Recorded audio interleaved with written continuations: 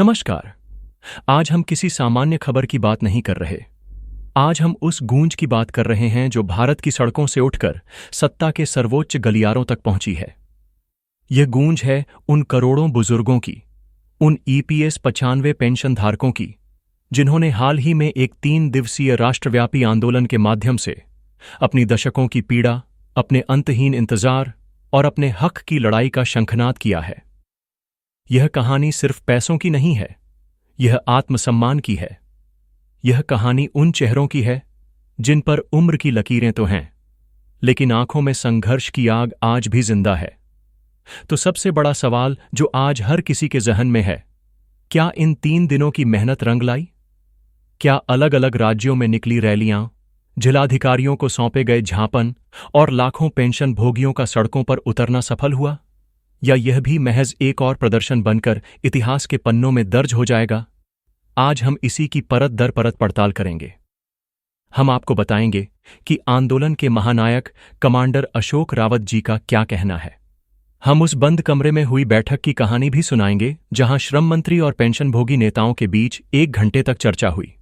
और सबसे महत्वपूर्ण, हम सरकार की उस गुप्त रणनीति का भी खुलासा करेंगे जिसके तहत आपकी पेंशन को 3 चरणों में बढ़ाने की तैयारी चल रही है। क्या प्रधानमंत्री मोदी स्वयं इस मामले में हस्तक्षेप कर रहे हैं? और क्या दिवाली तक वाकई कोई खुशखबरी मिल सकती है?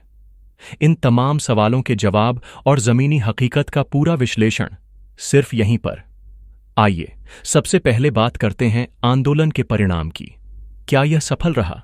अगर सफलता का पैमाना यह है कि क्या कल सुबह आपके खाते में 7,500 रुपये आ जाएंगे, तो जवाब है नहीं, और इस धोखे में किसी को नहीं रहना चाहिए।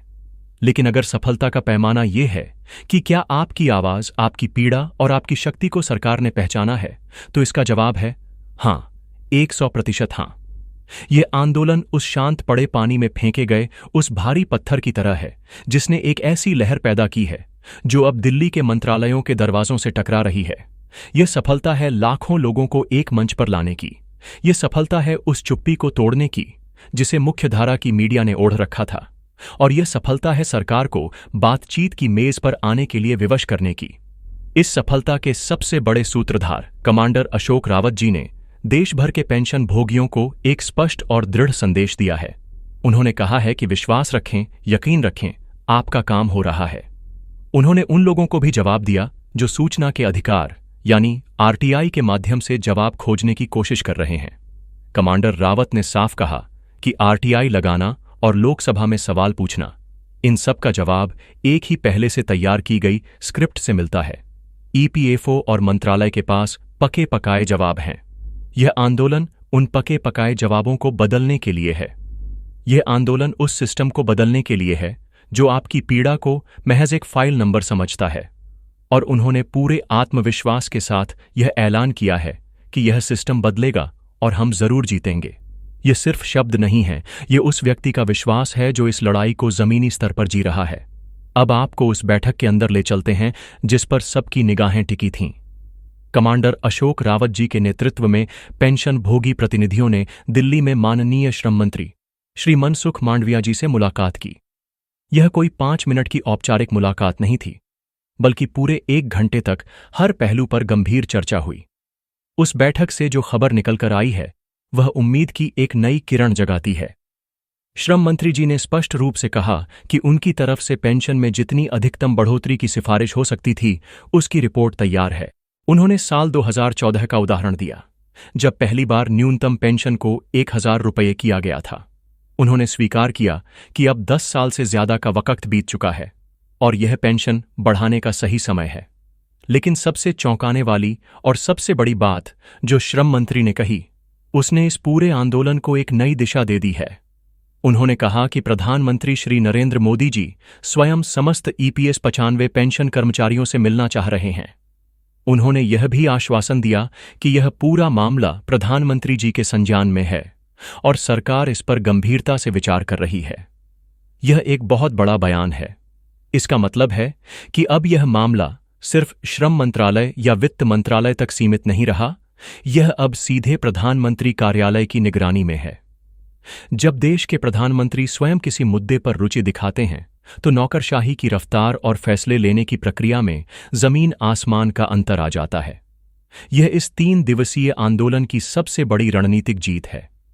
तो अब सवाल यह उठता है कि अगर सरकार पेंशन बढ़ाने पर विचार कर रही है तो यह बढ़ेगी कैसे? क्या एक ही झटके में सबको 7,500 रुपये और महंगाई भत्ता मिल जाएगा? यहां आपको सरकार की अंदरूनी रणनीति को समझना होगा। सूत्रों के अनुसार, और जैसा कि श्रम मंत्री जी के बयानों से भी संकेत मिलता है, सरकार इस काम को एक साथ नहीं करेगी। इसे 3 चरणों में पूरा किया जाएगा। यह एक सोची समझी योजना है ताकि देश के वित्तीय संतुलन पर अचानक कोई बहुत बड़ा बोझ न पड़े। इस योजना का पहला और सबसे महत्वपूर्ण कदम है एक नई और व्यापक सूची का निर्माण। सरकार एक राष्ट्रव्यापी सर्वेक्षण कराने की तैयारी में है। इसके लिए राज्य स्तर पर और फिर जिला स्तर पर विशेष समितियों का गठन किया जाएगा। इन समितियों का काम होगा अपने अपने जिले के हर एक ईपीएस 95 पेंशन कर्मचारी का सटीक डेटा इकट्ठा करना। यह डेटा कई पैमानों पर आधारित होगा। देखा जाएगा कि कितने लोगों को आज भी न्यूनतम 1,000 रुपये मिल रहे हैं, कितने लोगों को इससे ज्यादा या 6,000 रुपये तक मिल रहे हैं। यह भी देखा जाएगा कि किस कर्मचारी ने कितने साल तक सेवा की है और सेवानिवृत्ति के समय उनका वेतन कितना था। इस पूरी कवायद का मकसद यह है कि पेंशन वृद्धि का एक पारदर्शी और न्याय संगत फॉर्मूला तैयार किया जा सके ताकि उन लोगों को प्राथमिकता मिले जिन्हें इसकी सबसे ज्यादा जरूरत है। इस विशाल डेटा संग्रह के बाद पहले चरण में संभवतः न्यूनतम पेंशन में एक सम्मानजनक वृद्धि की जा सकती है। दूसरे और तीसरे चरण में अन्य कारकों को ध्यान में रखते हुए और देश की आर्थिक स्थिति का आकलन करते हुए इसे अंतिम लक्ष्य यानी 7,500 रुपये और महंगाई भत्ते की ओर ले जाया जाएगा। यह एक लंबी प्रक्रिया लग सकती है, लेकिन यह एक ठोस और स्थायी समाधान की दिशा में एक सही कदम है। और सबसे बड़ी उम्मीद की बात यह है कि एक अनुमान लगाया जा रहा है कि इस प्रक्रिया की पहली खुशखबरी आपको दिवाली के पावन पर्व तक मिल सकती है। लेकिन जब तक यह नहीं होता तब तक एक बात गांठ बांध लीजिए, अभी किसी के खाते में 7,500 रुपये नहीं आए हैं। सितंबर महीने में पैसे आने की जो भी बातें आप सुन रहे हैं वे पूरी तरह से गलत और भ्रामक हैं। इस आंदोलन का मकसद आपको झूठी उम्मीद देना नहीं, बल्कि आपके हक की लड़ाई को सच्चाई और पारदर्शिता के साथ लड़ना है। यह लड़ाई सिर्फ दिल्ली में नहीं लड़ी गई। इसकी असली ताकत थी भारत के अलग अलग राज्यों में सड़कों पर उतरे आम पेंशनभोगी। हमें उत्तराखंड के हल्द्वानी से एक विस्तृत रिपोर्ट मिली है जो पूरे देश की तस्वीर बयां करती है। हल्द्वानी में ईपीएस 95 पेंशनरों ने पेंशन वृद्धि न होने पर राष्ट्रव्यापी आंदोलन के तहत एसडीएम कोर्ट पर जोरदार प्रदर्शन किया। इससे पहले संगठन के सदस्यों ने स्थानीय सांसद श्री अजय भट्ट के आवास पर जाकर अपनी 6 सूत्रीय मांगों का एक ज्ञापन सौंपा। इन 6 मांगों में न्यूनतम पेंशन को 7,500 रुपये करने के साथ साथ अन्य कई महत्वपूर्ण मुद्दे शामिल थे। वहां मौजूद राष्ट्रीय समन्वयक श्री जगत सिंह डोभाल और जिला अध्यक्ष श्री राजेंद्र बालियान ने एक ऐसी सच्चाई बयान की जो हर पेंशन भोगी का दर्द है। उन्होंने कहा कि सार्वजनिक उपक्रमों, सहकारी समितियों और निजी संस्थानों में 30 साल से अधिक की सेवा और निरंतर अंशदान के बाद भी आज देश भर में औसत मासिक पेंशन मात्र 1,170 रुपये मिल रही है। यह आंकड़ा अपने आप में इस व्यवस्था की क्रूरता को बताने के लिए काफी है।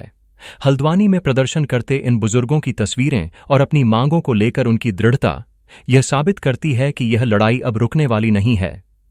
हम हल्द्वानी के अपने साथी नरेंद्र जी का विशेष धन्यवाद करना चाहते हैं, जिन्होंने यह महत्वपूर्ण अपडेट और तस्वीरें हम तक पहुंचाईं।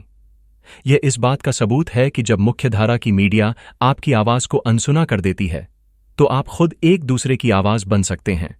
और यही हमारा भी उद्देश्य है।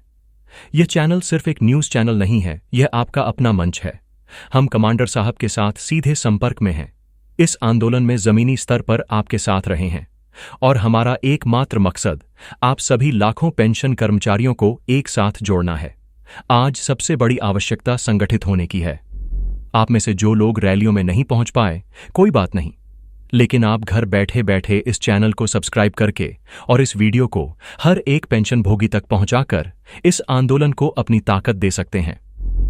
हम बहुत जल्द संभवतः आज शाम को ही कमांडर साहब और एनआईसी के अन्य प्रमुख अधिकारियों के साथ इसी चैनल पर एक झूम मीटिंग के माध्यम से लाइव जुड़ने की योजना बना रहे हैं।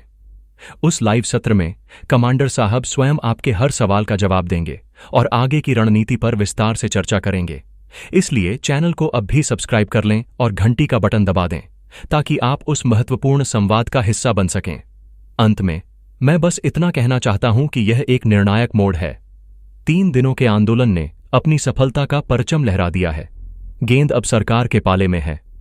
प्रधानमंत्री जी की सीधी निगरानी, श्रम मंत्री का सकारात्मक आश्वासन और 3 चरणों में पेंशन वृद्धि की एक ठोस योजना का सामने आना, यह सब दिखाता है कि आपकी मेहनत व्यर्थ नहीं गई है।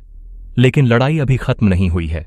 हमें जागरूक रहना होगा, संगठित रहना होगा और सरकार पर दबाव बनाए रखना होगा जब तक कि हर एक पेंशन भोगी के खाते में एक सम्मानजनक पेंशन राशि नहीं आ जाती। यह लड़ाई गरिमा की है, सम्मान की है और न्याय की है, और इस लड़ाई में जीत हमारी ही होगी। जुड़े रहिए हमारे साथ। धन्यवाद।